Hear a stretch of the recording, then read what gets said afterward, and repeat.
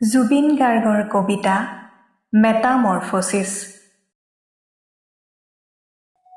মই যদি ঈশ্বৰ হলোহেঁতেন, আজিৰ মানুহ সৃষ্টি কৰা বন্ধ কৰি দিলোহেঁতেন, নতুনকৈ সৃষ্টি কৰিলোহেঁতেন আৰু এবিধ মানুহৰ দৰে জন্তুৰ, যি মাৰি কাটি খাই বৈ শুই জীয়াই নাথাকি বহুত কিবা কিবি কৰিলেহেঁতেন।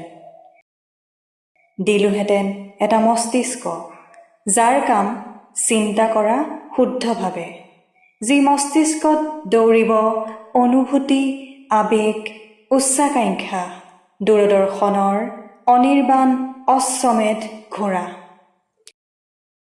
যি মস্তিষ্কত আস্ফালিত হ'ব পৰিৱৰ্তন, আৱৰ্তন আৰু নিয়ন্ত্ৰণৰ ন ন সূত্ৰ।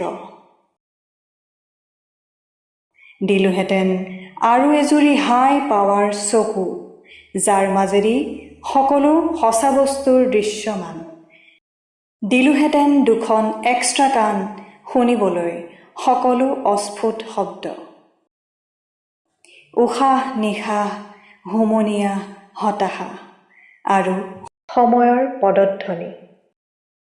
দিলোহেঁতেন এটা সুন্দৰ নিপুটল নাক, যাৰ কাম কেৱল উশাহ লোৱা নহয়, যি শুঙিব পাৰে সকলো দুৰ্গন্ধ মানুহৰ গাৰ, মনৰ, দেশৰ, পৰিৱেশৰ।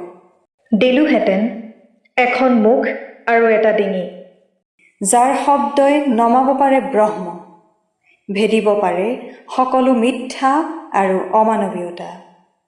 দিলোহেঁতেন এযোৰ বাহুৰ হেজাৰ ভীমৰ শকতিৰে ভৰপূৰ, যি আজুৰি আনিব পাৰে সকলো ভুল, সকলো দুষ্কৃতি।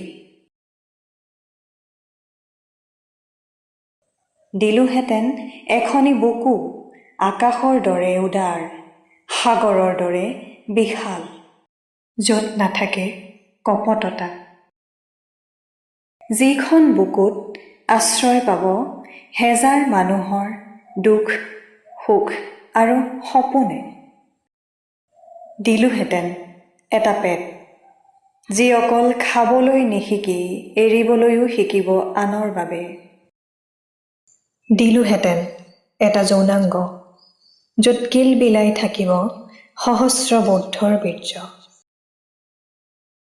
দিলোহেঁতেন দুখন ভৰি, দৌৰিবলৈ ভৱিষ্যতৰ বাবে, সুন্দৰ বসন্তলৈ, যাৰ সৈতে ধাৱমান হ'ব অলেখ অযুত সপোন, উদিত সূৰ্যৰ ৰঙীন আভাৰ সৈতে বিলীন হ'বলৈ। কিন্তু মই ঈশ্বৰ হ'ব নোৱাৰোঁ, মোৰ সময় নাই, মই সীমাবদ্ধ নিজৰ মাজত, জীৱনৰ দীনতাৰ মাজত। মোক বেয়া নাপাবা। ধন্যবাদ।